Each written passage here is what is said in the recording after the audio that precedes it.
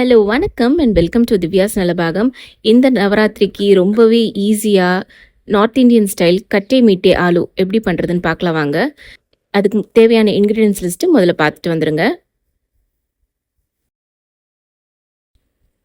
இதுக்கு ஒரு கடாயில் ஒரு அரை டீஸ்பூன் நெய், ஒரு அரை டீஸ்பூன் எண்ணெய், இது கூட ஒரு அரை டீஸ்பூன் சீரகம்,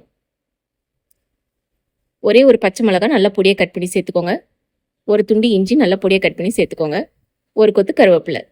இது நல்லா நல்லா பொரிய விடுங்க. இப்போது வேக வச்ச உருளைக்கிழங்கு தோல் சீவிட்டு வச்சுருக்கேன், ஒரு 2-3 உருளைக்கிழங்கு, அதையும் போட்டு நல்லா வதக்கிடுங்க. ஒரு 2 நிமிஷம் வதங்கினதும் அரை டீஸ்பூன் மிளகாய்த்தூள், 1 டீஸ்பூன் தனியாத்தூள், ஒரு 1/4 டீஸ்பூனுக்கும் கம்மியாக மஞ்சத்தூள், தேவையான அளவு உப்பு ஒரு அரை டீஸ்பூன் போடுங்க போதும், கருப்பு உப்பு ஒரு 1/4 டீஸ்பூன், சாட் மசாலா ஒரு 1/4 டீஸ்பூன் கம்மியாக சேர்த்துக்கோங்க.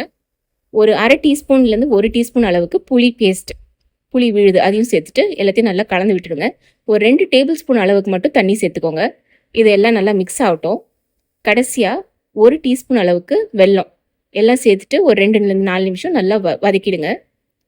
அவ்வளோதாங்க. கடைசியாக கொத்தமல்லி தழை தூவி இறக்கிட்டிங்கன்னா ரொம்பவே சூப்பரான கட்டி மீட்டி ஆலு ரெடி.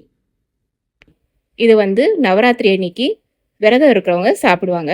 இது எப்படி இருக்குன்னு செஞ்சு பார்த்துட்டு உங்கள் வியூஸை கமெண்ட்ஸில் சொல்லுங்கள். தேங்க்யூ ஃபார் வாட்சிங்.